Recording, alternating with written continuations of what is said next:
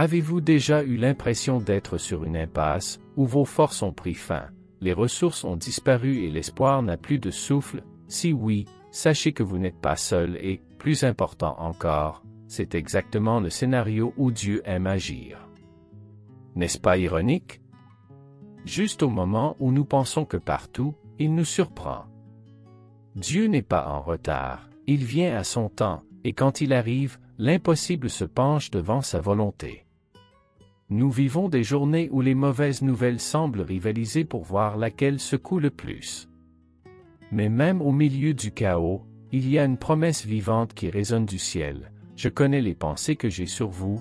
Jérémie, chapitre 29 et verset 11. Oui, Dieu a un but, même lorsque le scénario ressemble à un champ de ruines. La foi, la confiance et l'espoir ne sont pas seulement de beaux mots, ce sont des ponts pour le miracle. Et ce miracle peut commencer maintenant, en ce moment, pendant que vous êtes ici. Ce contenu était affectueusement préparé, basé sur la parole de Dieu et aussi sur les batailles silencieuses auxquelles tant de gens sont confrontés chaque jour. Chaque discours est une invitation à la réflexion, une impulsion à la prière et un rappel que vous n'avez pas été oublié. Même si tout semble perdu, Dieu n'a pas perdu le contrôle. Il est toujours sur le trône et agit. Alors prenez une profonde inspiration. Si vous le pouvez, fermez les yeux un instant et demandez à Dieu de vous parler à travers ces mots. Cela peut être le début d'un nouveau voyage de guérison, de restauration et de victoire. L'impossible n'est impossible. Jusqu'à ce que Dieu décide d'intervenir. Tout de passer à autre chose? Parce que le ciel est déjà en mouvement en votre faveur. Et vous êtes sur le point de réaliser que lorsque tout semble perdu, c'est là que Dieu montre ce qui est capable. Quand tout autour semble s'effondrer, la promesse de Dieu reste ferme comme un rocher. La Bible nous rappelle que les plans du Seigneur ne sont pas de destruction, mais de paix, d'espoir et d'un avenir plein de buts. Même si la réalité dit le contraire, Dieu continue d'écrire une histoire de victoire sur nos vies. Il n'a pas oublié les promesses qu'il a faites et ce qu'il promet, il accomplit, même si le temps semble trop long. Lorsque nous comprenons cela, le cœur trouve refuge même les jours nuageux.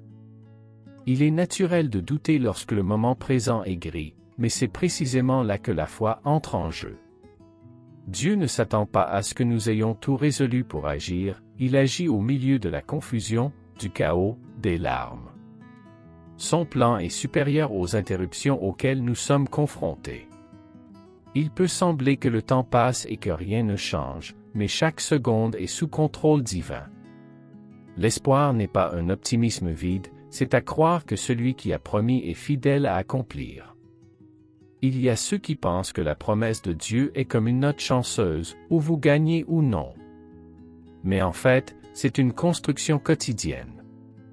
Chaque décision de faire confiance, chaque prière faite avec le cœur, chaque renonciation à l'amour de lui. Tout cela nous aligne sur ce qu'il a préparé. L'avenir prometteur n'est pas une illusion, c'est le sort de ceux qui se rendent aux soins d'un Père aimant. Et même si nous ne le voyons pas maintenant, il est déjà là, préparant la voie. Peut-être que vous êtes coincé dans un cycle de pensée. Est-ce que Dieu se souvient encore de moi?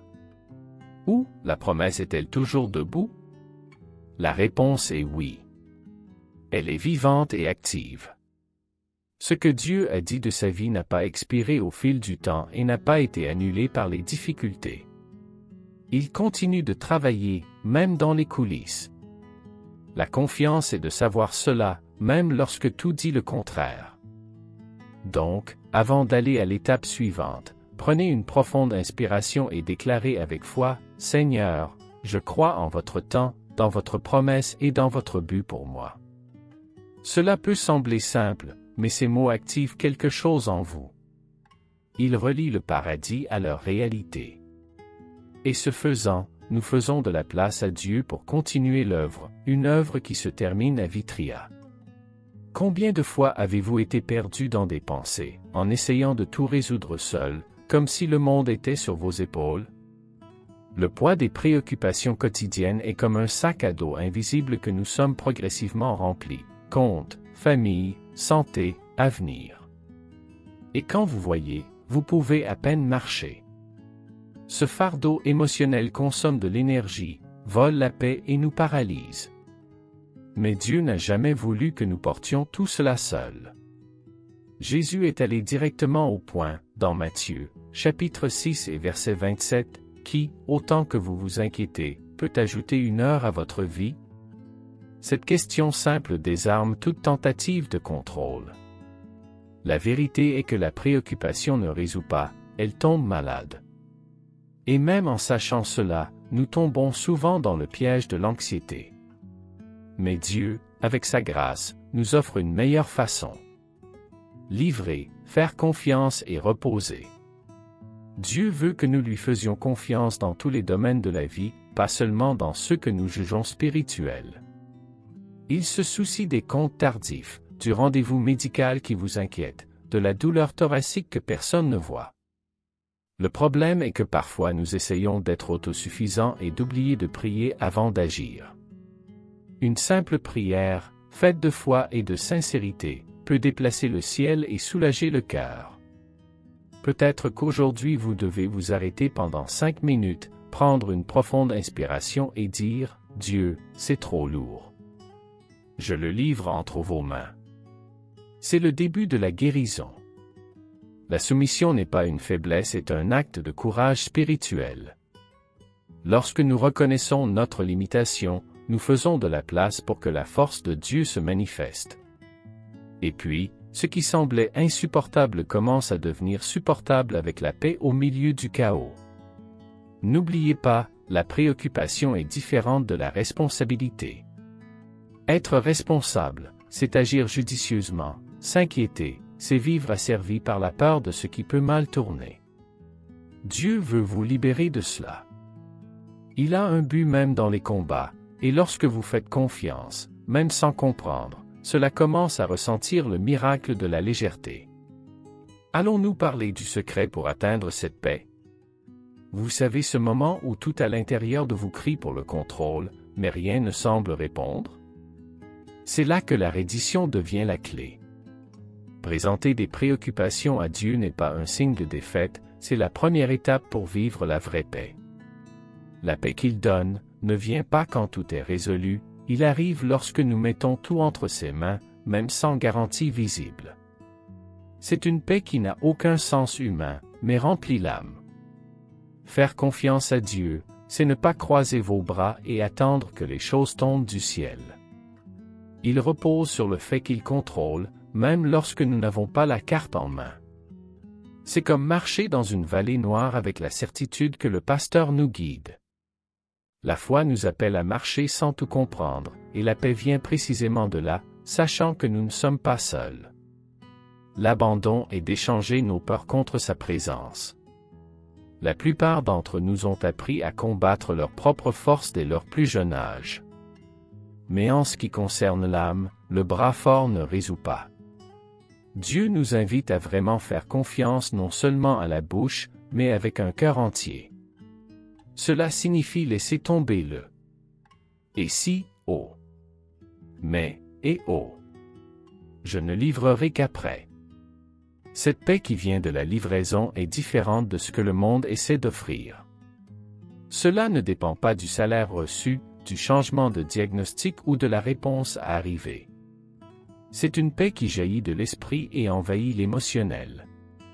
C'est le genre de tranquillité qui vous fait dormir dans la tempête, comme Jésus sur le bateau. Et tu sais pourquoi? Parce que ceux qui sont rendus sont protégés. Qui fait confiance, est en sécurité. Donc, si aujourd'hui vous sentez que vous êtes dans la guerre interne, peut-être que l'étape manquante n'est plus d'effort, mais plus de livraison. Faites-en une habitude quotidienne, commencez la journée en disant « Je me rends, monsieur. Menez mon chemin. » Ça change tout. La vie gagne une autre légèreté lorsque nous n'essayons plus d'être le sauveur de nous-mêmes. Et le meilleur? Dieu nous conduit avec la paix vers le miracle. Vivre par la foi ne signifie pas vivre dans une bulle où tout fonctionne, tout à fait le contraire. La foi est de savoir que même lorsque la mer remuait, Dieu continue sur le bateau. La prière, à son tour, est le gouvernail qui nous maintient fermes dans la bonne direction. Lorsque nous combinons la foi avec la prière, nous n'élimierons pas les tempêtes, mais nous faisons face à chacun de courage. Le secret est qui nous accompagne, pas en l'absence du vent. Combien de fois essayons-nous de tout résoudre seuls, et ce n'est qu'à ce moment-là que nous nous souvenons avoir prié? L'avez-vous remarqué? C'est comme essayer de créer un meuble sans lire le manuel et, après avoir fait une erreur, chercher les instructions. La prière est le manuel de l'âme, plus nous utilisons, plus nous marchons en sécurité. Elle n'a pas besoin d'être pleine de beaux mots, mais vraiment. Prier, c'est parler à Dieu comme un ami intime sans masque. La foi a besoin d'un entretien quotidien, tout comme le corps a besoin de nourriture. Lire la parole, chanter des louanges et prendre des moments de silence avec Dieu sont des moyens de renforcer cette promenade. Un bon début est de séparer 5 minutes de votre journée juste pour cela. Cela semble peu, mais change le rythme de l'âme. La foi grandit quand elle est pratiquée. Et plus nous prions, plus nous reconnaissons la voix de Dieu au milieu du bruit du monde. Même les jours difficiles, la foi et la prière nous aident à garder les yeux élevés. La douleur peut venir, mais elle ne nous renverse pas. Le doute peut frapper, mais il n'entre pas. En effet, nous sommes connectés à la source et que nous trouvons des forces qui vont au-delà du naturel. Cela peut sembler simple, mais plier les genoux dans la prière est un acte de guerre spirituelle. Et chaque prière est une graine de victoire plantée. Donc, si vous sentez que la foi est faible ou que la prière a perdu de la force, commencez petit. Une phrase, « Seigneur, je crois, aide-moi dans mon incrédulité ». Une chanson qui vous rappelle sa présence. Une lecture d'un psaume avant de se coucher. Tout cela est de la nourriture pour l'esprit. Voyons comment cette foi nous aide à faire face à la peur et à l'incertitude avec le courage. La peur est une réaction naturelle à l'inconnu, mais elle ne doit pas être notre guide. Dieu savait que nous ferions face à des moments comme celui-ci, alors il est parti dans le chapitre 41 d'Isaïe et le verset 10 une promesse puissante, « Ne craignez pas, parce que je suis avec vous ». Ce n'est pas une phrase de motivation, est une garantie de présence. Il ne dit pas que le problème disparaîtra à temps, mais assure que nous serons soutenus par ses mains fermes et aimantes. Combien de décisions avons-nous cessé de prendre de peur de ce qui pourrait mal tourner? L'esprit essaie de nous protéger, mais nous emprisonne souvent. Nous essayons de tout rationaliser, de contrôler tous les détails et d'oublier d'inclure le Rédempteur dans nos calculs. Faire confiance, c'est abandonner les certitudes humaines pour embrasser les promesses divines. Dieu ne nous demande pas de tout voir clairement, seulement que nous passons la prochaine étape avec la foi. C'est dans ce lieu de reddition que le courage est né. Pas un courage humain et impulsif, mais celui qui vient du Saint-Esprit et nous fait marcher même avec un cœur rapide. Tu sais ce sentiment de ne pas savoir ce qui va se passer, mais je vais quand même? C'est de la pure foi. Et quand nous faisons cette étape, Dieu répond. Le miracle est souvent de l'autre côté de la décision courageuse de faire confiance au lieu de la peur. Une pratique simple mais transformatrice consiste à déclarer le mot à haute voix lorsque la peur vient. Dites, « Le Seigneur est mon pasteur, et rien ne manquera de moi. » Ou, « En Dieu, je suis confiance, je n'aurai pas peur. » Ces déclarations renouvellent l'esprit et réalisent le cœur. C'est comme appuyer sur le bouton de redéfinition de l'âme. La peur frappe même à la porte, cependant, ne trouve aucune place pour rester quand la foi est sur nous. Et si aujourd'hui vous sentez que l'incertitude a été votre entreprise constante, sachez que Dieu est exactement là, au milieu de la confusion. Il ne s'attend pas à ce que vous ayez tout sous contrôle pour agir. Au contraire, il se manifeste dans le chaos, quand nous pensons qu'il ne donnera pas. Et c'est dans ce scénario qu'il commence à tourner la clé. Voyons comment Dieu agit de façon surprenante au milieu des problèmes. Lorsque les problèmes frappent à la porte, nous avons deux options claires, pleurer pour un miracle immédiat ou demander à la force de traverser le processus. Et Dieu peut agir sous les deux formes. Parfois, il calme la tempête d'un seul mot comme il l'a fait dans Marc, le chapitre 4 et le verset 39 et tout change dans un instant. D'autres fois, il nous donne une résistance pour continuer à naviguer, même si la mer reste agitée. Plus important encore, rappelez-vous qu'il est avec nous dans les deux cas. Il est naturel de préférer la solution rapide.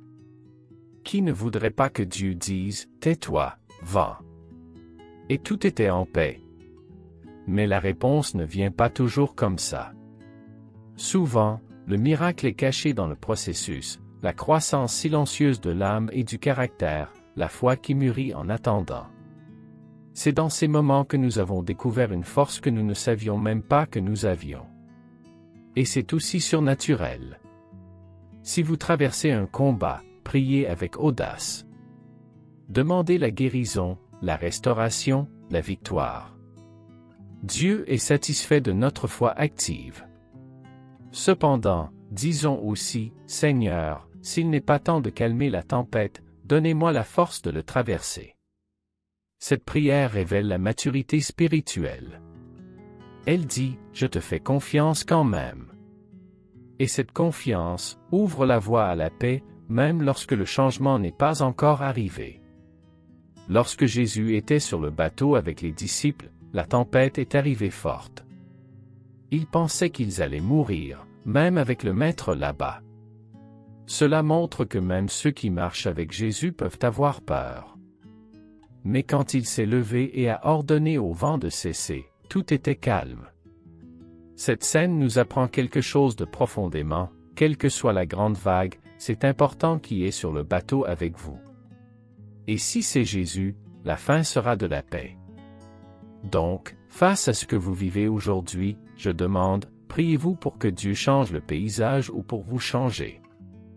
Les deux sont des prières valables, mais parfois cela commence la transformation en nous avant d'agir. Comment nous allons faire confiance?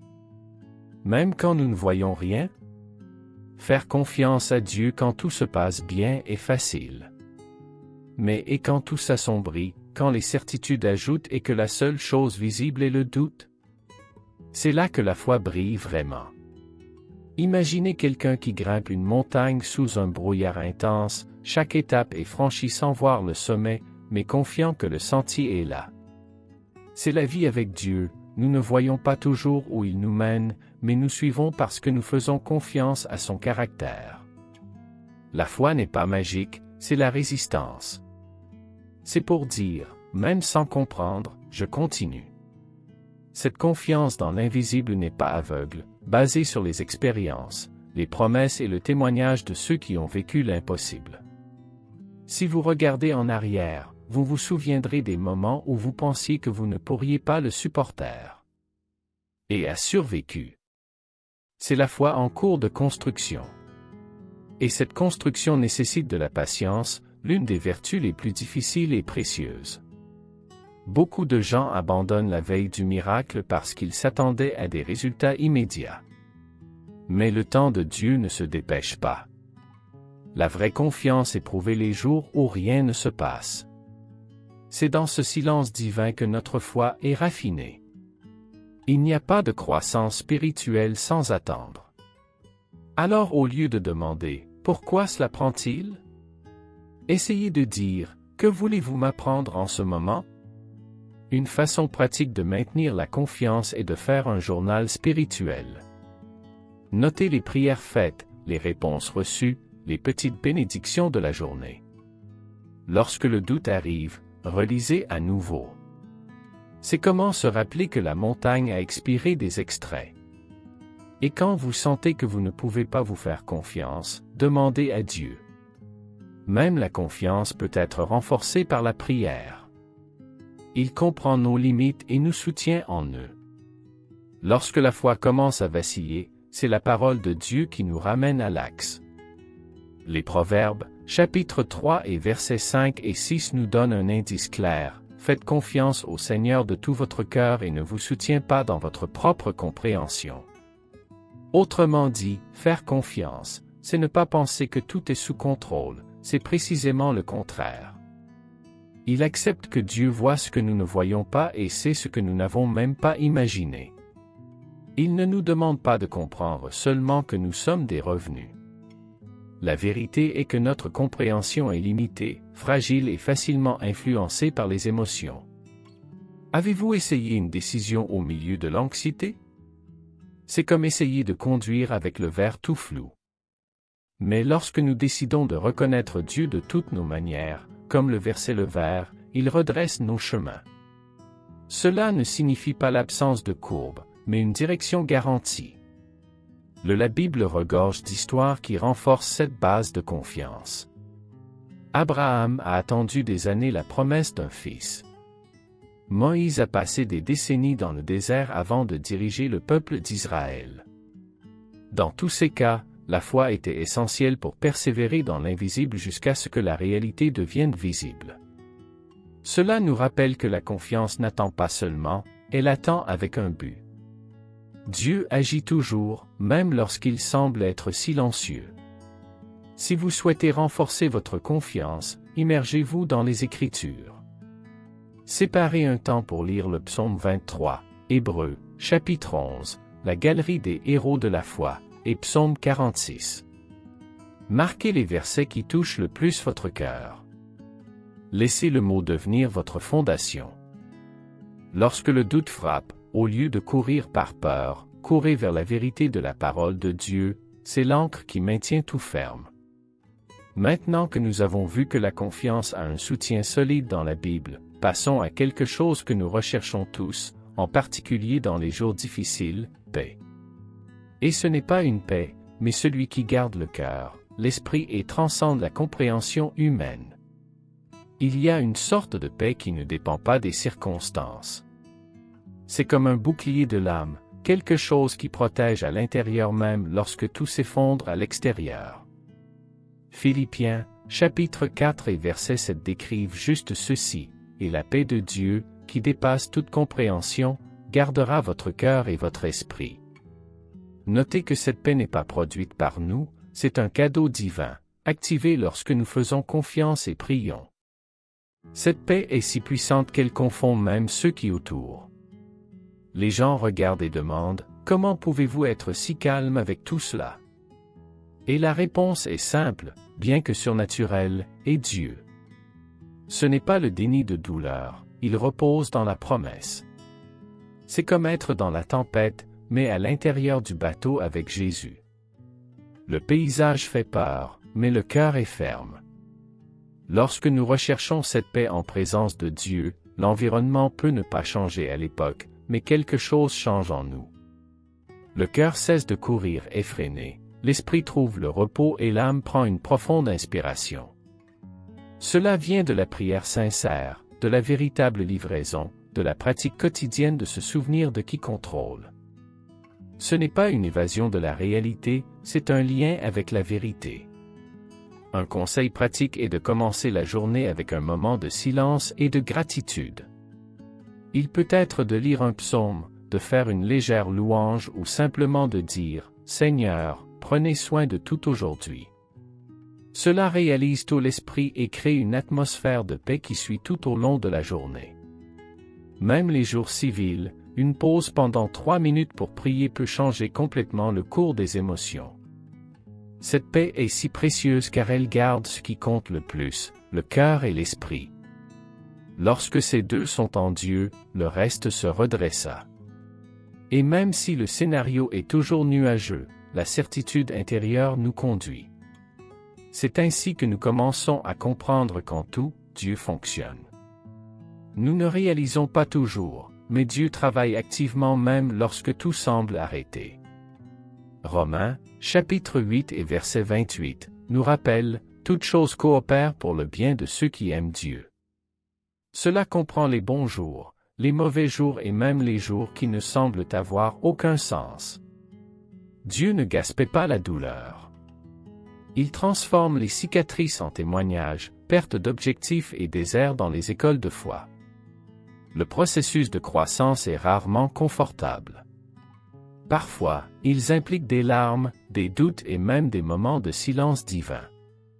Cependant, dans ces vallées, c'est que la racine de la foi s'approfondit. C'est là que nous avons appris à prier plus sincèrement, à faire confiance sans garantie et à nous reposer même sans comprendre. Dieu est plus intéressé à façonner notre personnage qu'à nous donner des reliefs instantanés.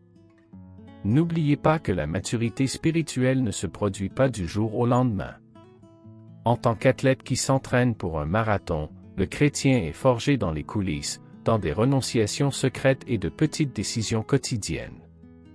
Chaque défi en retard de foi est un pas de plus dans le voyage vers la victoire que Dieu a promis. Ce n'est pas la perfection, mais un progrès constant. Une façon pratique de voir le processus avec espoir est d'écrire des lettres à vous-même. Cela peut sembler étrange, mais cela aide beaucoup. Écrivez où vous êtes aujourd'hui, ce que vous ressentez et ce que vous attendez de Dieu. Dans quelques mois, relisez. Vous serez surpris de réaliser à quel point vous avez grandi, même sans vous remarquer. Dieu agit dans les aspects intérieurs pendant que vous continuez simplement à croire. En fin de compte, la croissance est la preuve que nous sommes spirituellement vivants. Et même s'il semble lent, c'est continu. L'important est de rester dans le processus avec le cœur délivré, confiant que Dieu mène tout parfaitement. Et quand nous commençons à réaliser cela, quelque chose en américain se casse, le poids de l'autodufficine commence à tomber. L'autodupasation est un piège déguisé en force. Cela semble vertu, mais ce n'est souvent que la fierté essayant de survivre. Nous nous convainquons que nous devons tout résoudre seuls, porter le monde dans le dos, contrôler chaque détail. Mais la vérité? Cela nous exerce seulement. Jésus nous offre une manière très différente. Venez à moi, tous ceux qui sont fatigués et dépassés, et je vous soulagerai. Matthieu, chapitre 11 et verset 28. Selon Dieu n'est pas une faiblesse, c'est la sagesse.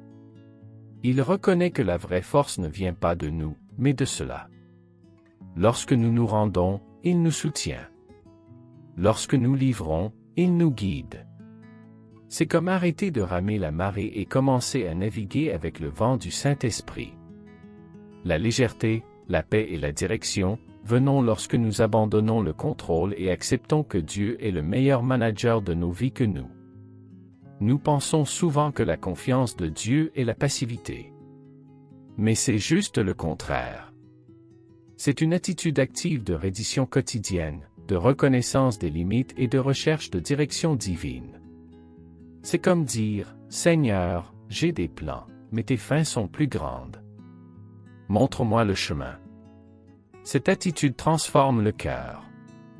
Prenez le poids de « Je dois gérer et mettre le reste de qui sait que vous n'êtes pas seul. » Si vous sentez que vous avez trop chargé, faites un exercice simple, prenez du papier et stylo et écrivez tout ce qui vous pesait.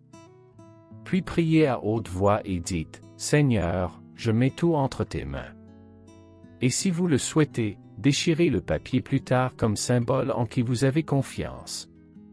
Cet acte simple peut être libérateur. Parce que parfois, il faut un geste visible pour activer une décision invisible, pour vraiment faire confiance. Lorsque nous quittons l'autotension, nous faisons de la place pour que la grâce entre. Et c'est cette grâce qui nous permet d'être vulnérables devant Dieu. Plus comme qui a quelque chose à prouver, mais en tant qu'enfants qui savent qu'ils peuvent se reposer sur les genoux de leur Père. La soumission et la vulnérabilité ne sont pas des mots populaires aujourd'hui. La culture enseigne que montrer de la faiblesse est dangereux et céder au contrôle est un signe de défaite. Mais dans le royaume de Dieu, tout est inversé. Qui perd, gagne, qui se rend, gagne, qui fait confiance, se repose.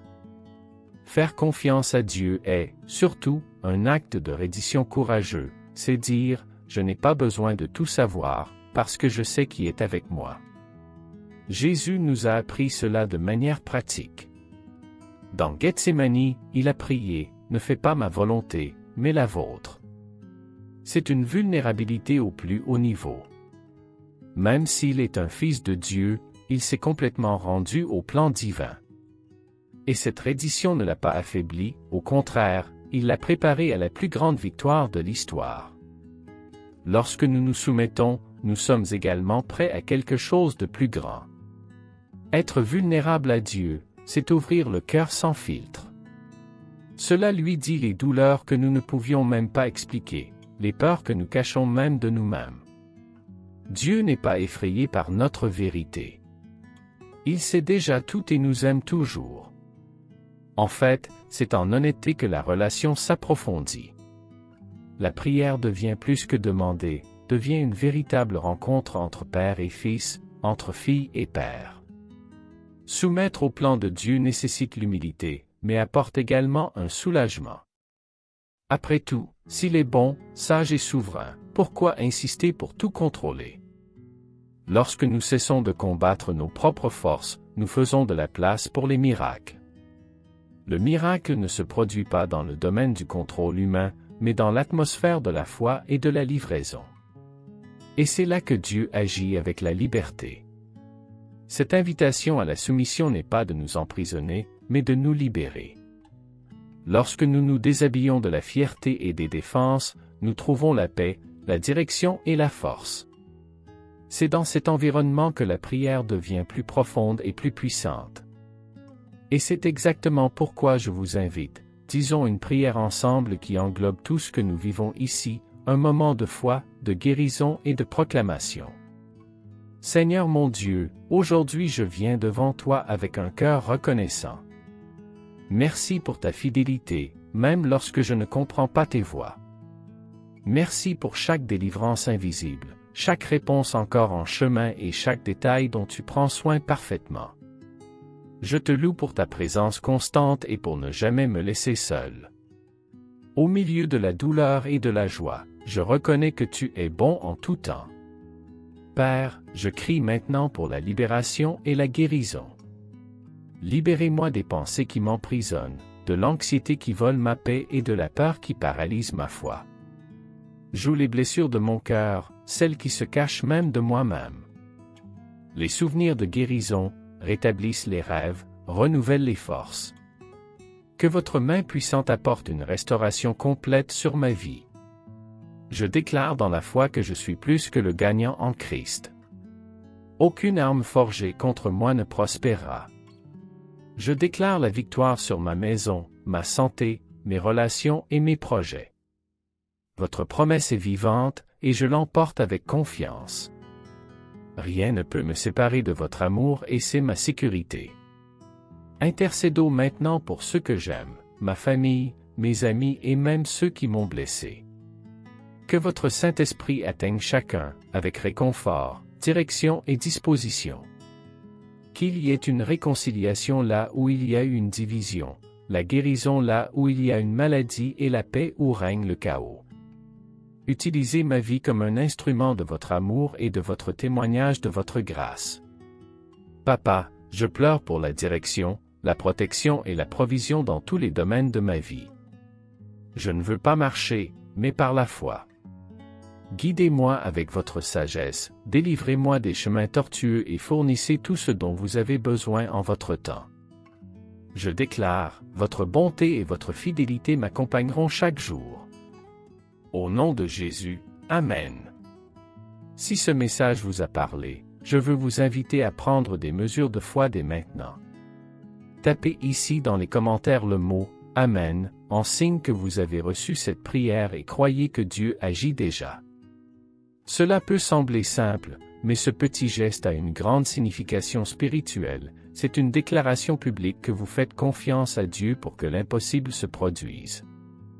Lorsque vous écrivez Amen, vous dites « Je crois en la promesse », même si vous ne voyez pas encore l'accomplissement. Cela dit, je délivre ma douleur et je reçois la paix. Il se positionne comme quelqu'un qui ne dépend pas de sa propre force, mais de la puissance de Dieu. Et ça déplace les cieux. Dieu honore la foi, même la taille d'un grain de moutarde. Et c'est précisément cette foi qu'il utilise pour effectuer des miracles. Je veux vous rappeler que cette prière ne se termine pas ici. Elle continue de faire écho dans l'éternité. Dieu travaille déjà dans les coulisses, alignant les situations, jouant des cœurs et ouvrant des portes que vous n'avez même pas imaginées. Les bénédictions sont déjà en mouvement. Continuez à prier, à faire confiance et à déclarer la victoire, même lorsque les yeux naturels ne voient pas la sortie. Dieu est spécialisé dans la surprenant. Si vous avez ressenti la paix tout en écoutant ce message, non seulement le gardez pour vous. Partagez avec quelqu'un qui en a besoin. Un mot peut changer le cours d'une journée et même d'une vie. Soyez Blessing Channel. Et revenez ici pour assister à ce que Dieu a fait. Votre miracle peut également inspirer la foi de beaucoup d'autres. Enfin, sachez ceci, le temps de Dieu est parfait, sa promesse est toujours debout et ce qu'il a commencé dans votre vie, il terminera. Le ciel n'est pas silencieux, il fonctionne en sa faveur. Tu n'es pas seul. Dieu vous voit, vous entend et vous aime profondément. Il est maintenant temps de suivre l'entreprise, avec un espoir renouvelé. Et si vous ne l'avez pas encore fait, tapez « Amen » et recevez cette confirmation dans votre esprit. Et maintenant que vous avez reçu chaque mot, chaque promesse et toutes les directions de ce contenu, je veux faire de vous une invitation. Qu'allez-vous faire de tout cela? Allez-vous continuer d'essayer de tout résoudre avec votre propre force ou choisirez-vous de faire pleinement confiance à Dieu? Réfléchir, quelle part de votre anxiété vient de la peur de perdre le contrôle? Quelle part de votre paix dépend des circonstances extérieures? Dieu vous appelle à un voyage de livraison et de confiance. Il y a peut-être encore de la douleur, du silence ou de l'attente. Mais vous n'êtes plus au même endroit. Quelque chose a été activé en vous. Une flamme ravivée. Alors demandez-vous, comment puis-je le vivre de manière pratique dans ma vie quotidienne? C'est peut-être pour consacrer un moment quotidien à la prière, reprendre la lecture de la parole de Dieu ou parler à quelqu'un de votre foi. Quelle que soit votre prochaine étape, ne laissez pas cette graine mourir. Nourrissez-le avec l'action. Rappelez-vous, la foi sans œuvre est tuée. Faites des choix intentionnels qui alignent votre vie avec les desseins de Dieu. Le miracle n'est pas seulement dans ce qu'il fait, mais aussi qui vous devenez lorsque vous marchez avec. C'est la vraie victoire. Et si ce contenu a touché votre cœur, abonnez-vous à la chaîne et permettez aux notifications de ne manquer aucun nouveau message. Il y a beaucoup de choses puissantes qui arrivent, et je veux marcher avec vous dans ce voyage de foi.